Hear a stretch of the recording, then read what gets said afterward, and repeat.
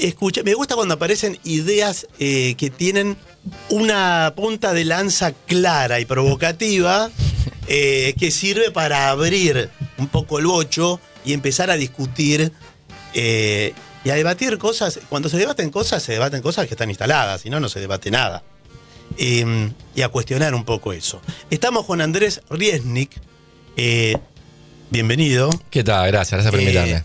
Que sos, un tipo que piensa en la educación. Sos físico igual vos, ¿no? Yo soy de formación física, doctor en física, pero después ahora tengo 48, y de hace 15 que me dedico a la ciencia del comportamiento y a las neurociencias. Primero como investigador del CONICET y ahora como profesor en la Universidad Torcuato Di Itela y como investigador en el Laboratorio de Neurociencia de la Universidad.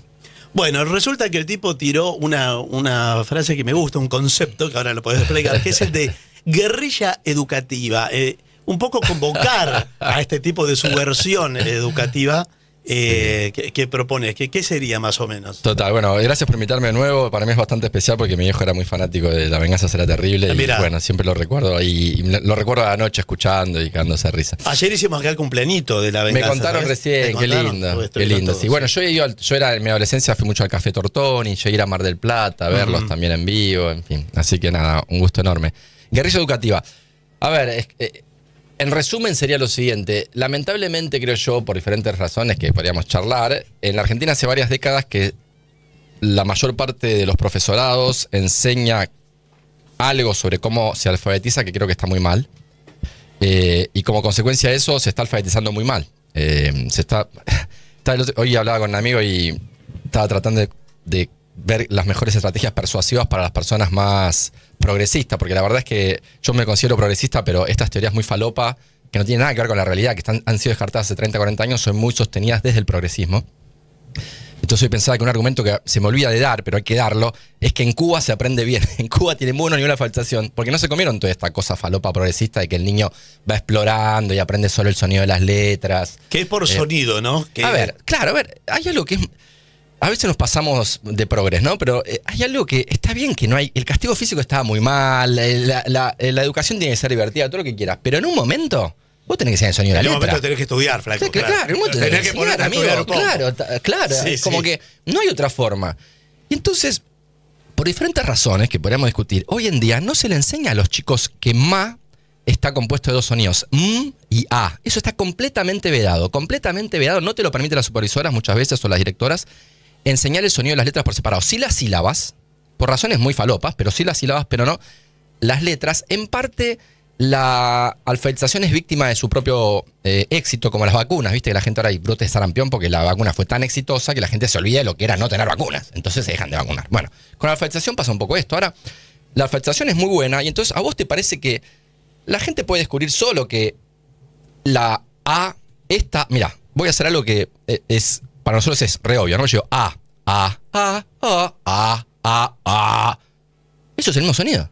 Y tu cerebro lo identifica como un sonido. Es increíble. O sea, computacionalmente es increíble. Sí.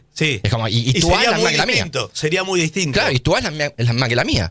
Si yo le digo a una persona no alfabetizada, si le saco la palabra moro del primer sonido, ¿qué queda? Te dice ero.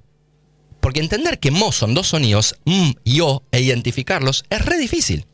Lo mismo, entender que pra son tres sonidos. Pra son tres sonidos. Es re difícil. Yo te agarro un idioma que vos no hables, como el mandarín, el chino, y te muestro una sílaba con tres sonidos y no te das cuenta que son tres. Tenés que entrenarlo un montón. Eso hay que... En alfabetización, lo primero que tenés que hacer es entrenar lo que se llama la conciencia fonológica. Porque el chico o la chica, cuando empieza a hablar y lo hace bien, lo está haciendo instintivamente y algo sin esfuerzo que en realidad es un milagro de la computación. Es re difícil para una computadora hablar bien como habla un chico de 5 años gastando millones de veces más energía la computadora. Pero el chico lo hace bien como una araña teje telas de araña sin saber de geometría.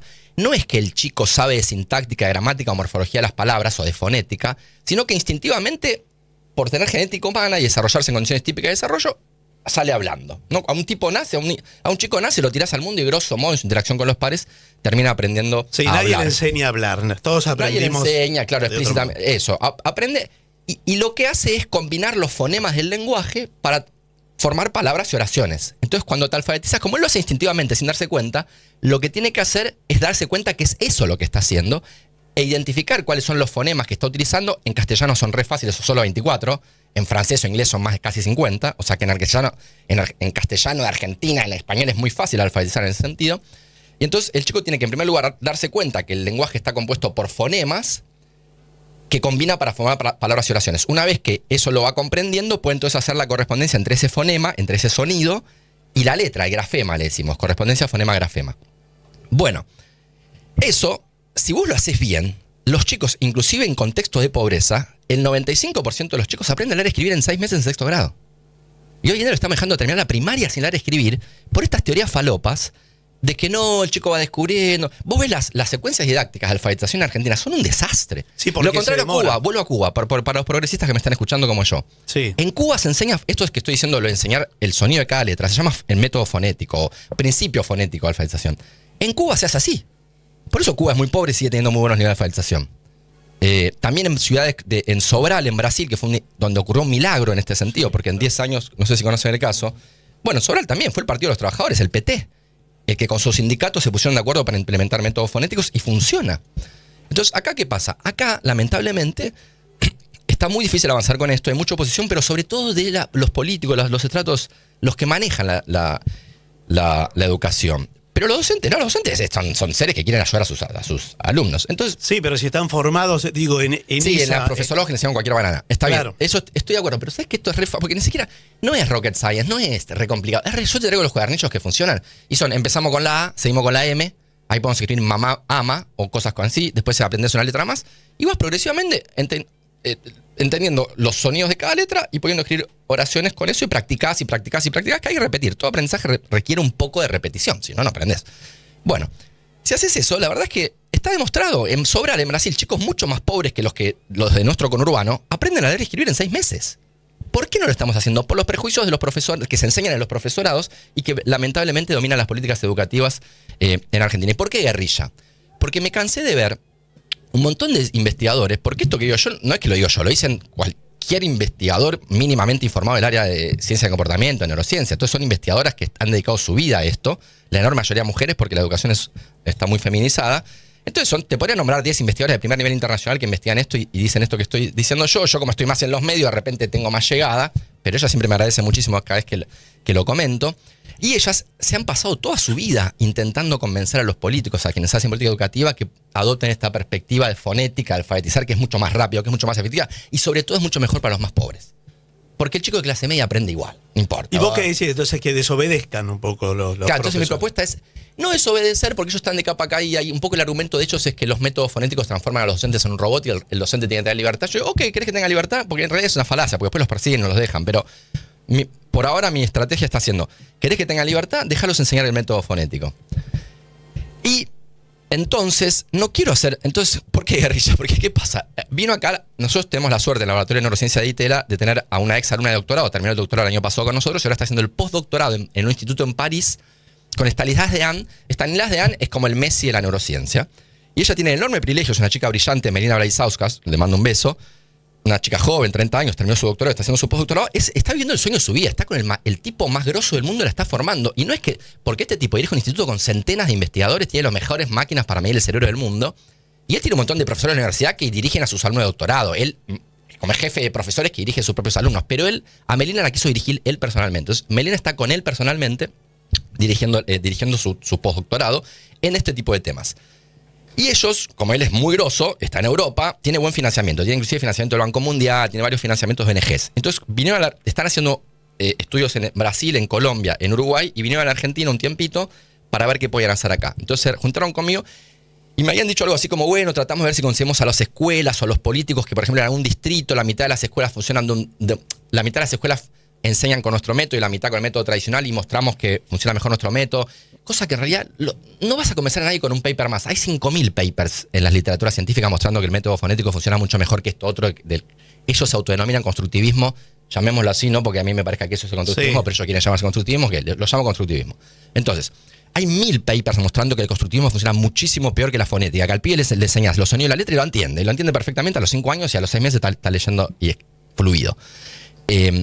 Entonces, un paper más, yo le diría, mira, no gastes esa plata en un paper más, que a los que ya sabemos que funciona no nos sorprende, y a los docentes con un paper más no lo vas a convencer. Está podrido, ¿qué hay que hacer? Claro, entonces yo le dije, mira, salteamos toda la burocracia y con esa plata que vos tenés, le vamos a decir a los docentes y vamos a ir a los medios a anunciarlo, y cuando tengamos todo cerrado, vengo acá también, lo anunciamos también acá. Vamos a decir, docentes del país, los que quieran enseñar con los métodos fonéticos, nosotros les financiamos todos los cuadernillos, se los imprimimos, se los mandamos y les hacemos las capacitaciones y los ayudamos y creamos una comunidad de contención también para todos los que quieran hacer eso por si los persiguen, porque a muchos los van a perseguir. A muchos no, porque lo van a dejar hacer. Y en ese sentido es una guerrilla, porque vos decís, che, mira, yo voy a tener, por ejemplo, no sé, hay un docente en Jujuy que dice, yo voy a enseñar así, ¿qué va a pasar? Los otros docentes van a ver que funciona. Porque funciona. No hay duda de que funciona. Funciona muchísimo mejor que esta falopa de dejar que el chico vaya descubriendo. ¿En algún momento se hizo algo parecido acá? Sí, total, ahí estuve por eso. ¿En qué época? Antes de lo que llamás el constructivismo, digamos. Pero no. Se hizo hace muy poco con investigadoras como Beatriz Duke o Florencia Salvareza, estudios controlados. Así, agarraban escuelas y decían, bueno, a ver, unos profes enseñan por este método y otros por este método. Y vos ves que aprende muchísimo más rápido con el método fonético. O Beatriz Duke, aparte de investigadora del CONICET, de la Universidad Nacional de San Martín, no hay ninguna duda de que es una mujer que no tiene ninguna segunda intención más que ayudar a los chicos. Ella hizo estudios, mira, agarró chicos de escuelas primarias de la provincia de sexto grado, que ella le dictaba palabras y tenían que leer, le dictaba, creo que eran 25 palabras, en promedio no podían escribir más de una. Después de 3 meses, una sencilla intervención de 20 minutos, 2 o 3 veces por semana, pasaron de no poder leer, en sexto grado, muchos, no podían escribir ni una sola palabra de 25 que se les dictaba a poder escribir más de 15. O sea, en pocos meses aprender a escribir. Pocos meses. Y lo más trágico, ¿sabes qué es algo trágico que a mí me indigna mucho? Y no lo hacen a propósito, no lo hacen con maldad. Pero muchos docentes que están convencidos que el constructivismo es lo último de la ciencia y la metodología moderna y la didáctica, pedagogía moderna, y que lo aplican, ven que los chicos no aprenden, y entonces, ¿qué les preguntaste? Dicen, no, es el contexto de pobreza. Entonces se han convencido de que los chicos en contexto de pobreza no pueden ser alfabetizados, la enorme mayoría, porque es lo que está pasando. Sí. Pero eso no es así, eso es porque vos estás aplicando mal. Si en Brasil, en Sobral, en contexto de pobreza, pueden aprender, ¿por qué los argentinos no? No, y además igual hay una evidencia, digo, más allá del contexto de pobreza, que complica todo siempre. Siempre. Sí. Hay una evidencia de que los chicos, como decís vos, o sea, tardan mucho en aprender a leer. Leen cada vez menos. Claro. No comprenden los textos y vos decís, che, o sea, habría que empezar a preguntarse qué está pasando. No sé si esto es equivalente con la matemática o voy a patinar en esto que te voy a decir. No, es esto. Pero aprender las tablas de memoria, como nos enseñaban a nosotros, que repetíamos como loros, en algún momento entendías de qué se trataba la multiplicación, pero igual te sabías la tabla y más o menos hacías las cuentas rápido. Hoy muchos pibes tienen que ir a la calculadora. O no sabías la tabla, pero conocías la estrategia. Te decía, claro. 8 por 4. Y decías, bueno, no me lo sé de memoria, pero sé que es 8 por 2 por 2. Entonces sé que 8 por 2 es 16 y por 2 es 32. Aprendías ese tipo de estrategias. O la tabla del 9. Bueno, hago por 10 y resto 1. No sé. 7 por 9. Hago 7 por 10 menos 7. 7 por 10 menos 7, 70 menos 7, 60. Esa la usás vos. Bueno, claro. Entonces aprendes estrategias, aprendes estrategias y después de tanto practicar te terminás aprendiendo de memoria. Pero en matemática está pasando algo realmente muy, muy parecido, que es que esta teoría de que no hay que enseñar explícitamente las cosas, hay que dejar que los chicos vayan descubriendo, hizo que en matemática esté pasando exactamente lo mismo. No se les enseña explícitamente los algoritmos de la suma, por ejemplo, o de la multiplicación. Hay que tratar de que lo vas orientando y que descubra. Los cuadernillos son un desastre. ¿Y por qué te digo? Mira, de nuevo, un poco mi indignación, hablaba con mi psicóloga, ¿por qué me involucra tanto esto? Porque, es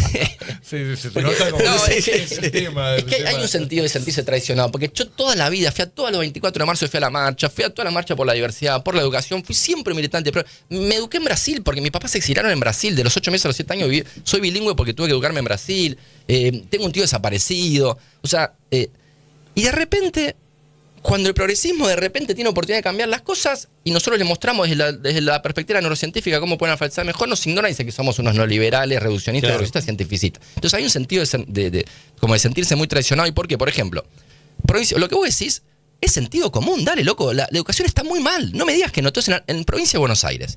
De nuevo, a ver, no sé si ustedes se meten en política o no, pero yo, solo para aclarar, no para meterme en política, pero para aclarar mi perspectiva. Mi perspectiva es, si se presentan Kicillof y Milei, lo abrazo a Kicillof hasta el resto de la eternidad.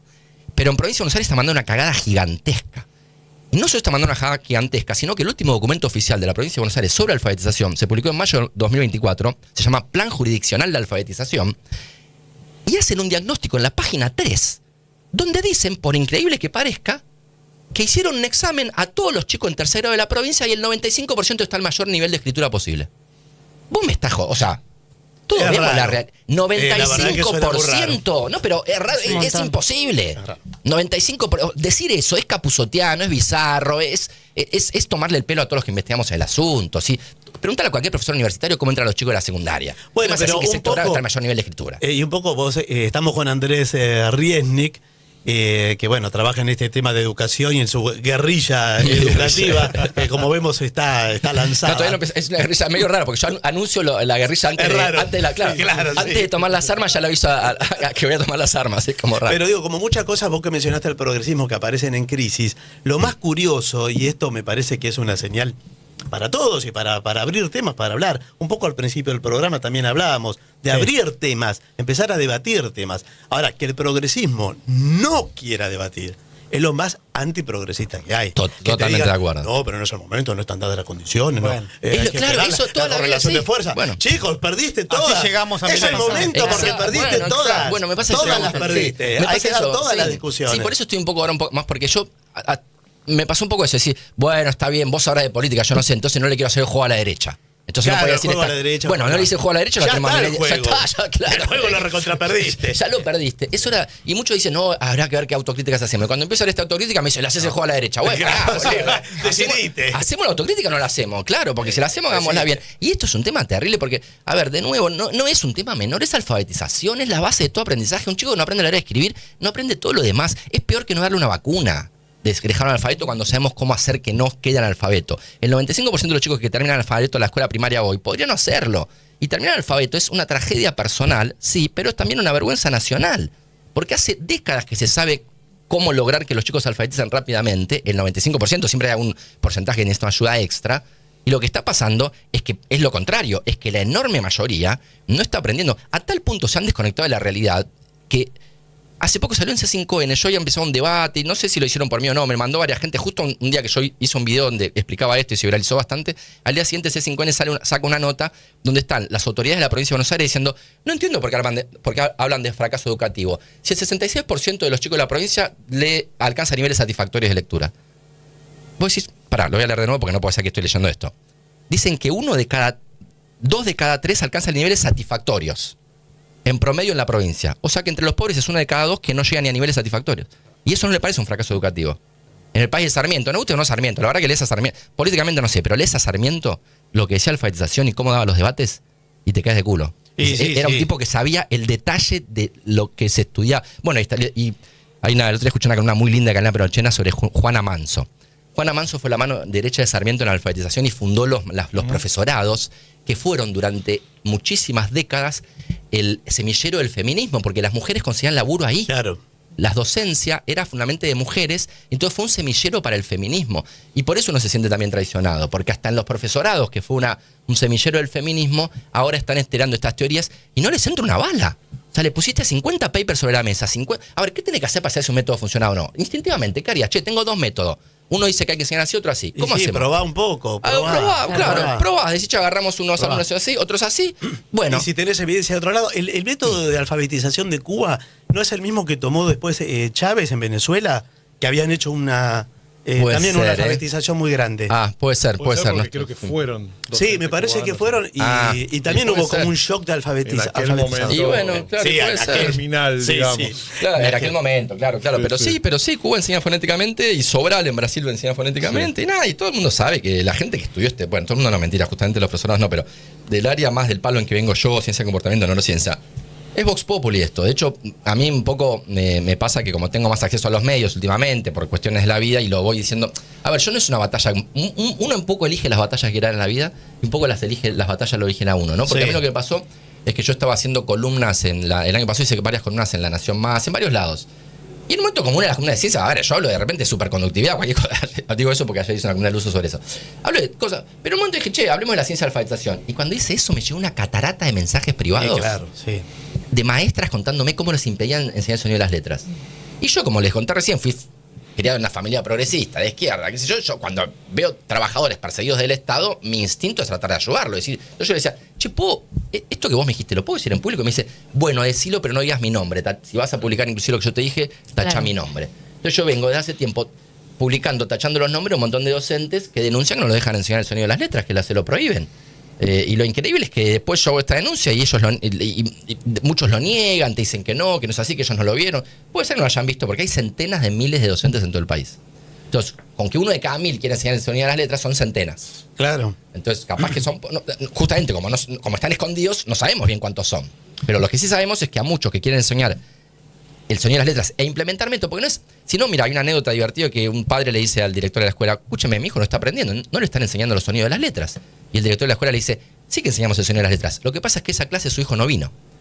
Eso no es enseñar el sonido de las letras. ¿Cómo enseñamos a enseñar la letra? Eso es enseñar las letras es una letra por semana. La practica, como todo aprendizaje. El aprendizaje es así, se practica.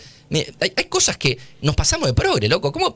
Mi mamá le decía a sus nietos, mis sobrinos, le decía, mira, lo estaba preparando para el examen de la secundaria que se llevaron no sé cuántas materias los atorrantes. Bueno, entonces mi mamá le decía, mira, cómo te viene la prueba es directamente proporcional a cuántas horas de cola en la silla tengas. Eso fue así en la época de mi abuelo, fue así en mi época, sí, es así hoy y va a seguir siendo así. En un momento, el chico y la chica tienen que aprender que se estudia con la cola en la silla. Y a veces con repetición. Ahora, tenemos que tratar de hacerlo lo más divertido posible, de forma dinámica, en grupos, sí, claro, cantando, pero que no jugando. te gane el circo, la te diversión. doy un ejemplo de cómo incluso se puede hacer muy divertido. Entonces, algo que aparte se pueden empezar desde jardín de infantes, con juegos súper divertidos. Vos decís, a ver, de estos animales que están acá, ¿cuáles empiezan con el sonido rrr? Entonces tenés un sapo y un ratón. Entonces, ratón. Y vos ahí ya estás entrenando el reconocimiento de los fonemas. Esto está completamente prohibido por la provincia de Buenos Aires. Prohibido. Si una supervisora te ve hacer este juego, te dice, eso no está permitido por el diseño curricular, no lo puedo hacer. Porque estás entrenando el sonido de la letra. Esa es la situación, ¿entendés? Eso es lo que me indigna. Que te dice, y que te digan, no, porque nosotros hemos estudiado. Y vos decís, a ver, ¿cuál es la evidencia de que no hay que enseñar? Sobre todo eso, yo realmente, y también te invité por esto porque me pareció interesante, porque no sé qué es mejor y qué es peor. Yo no estoy en la materia, no soy pedagogo, claro. no soy autoridad, Total. no soy político, deben tener miles de problemas. Sí. Pero hay una evidencia de una caída estrepitosa en la educación que tiene que ver con muchísimas cosas. Sí. Y veo chicos que están en sexto grado y leen una oración, tardan un montón en leer una oración. Y además hay una caída estrepitosa en la educación en todos lados del mundo, pero en Argentina mucho más. Porque ¿por qué países que invierten por ejemplo, hay un informe hace poco del BID, México invierte la mitad por estudiante en educación y las pruebas internacionales va mejor? ¿Cómo puede ser? O sea, no es... Yo rebanco, hoy hay que luchar por mejores condiciones salariales, edilicias, por mejores condiciones educativas en general. Pero también hay que luchar por una mejor salud para todos y no por eso olvidamos que las vacunas son importantes. Es todo a la vez. Es todo a la vez, claro. Son las 6 de la tarde. Gracias, Andrés. Andrés Riesnik. Por tu verborragia. Muy, muy difícil seguirlo por los sonidos de cada letra. No terminas más. No aprendes a leer nunca así. 6 de la tarde. Gracias, Andrés. Noticias en Splendid.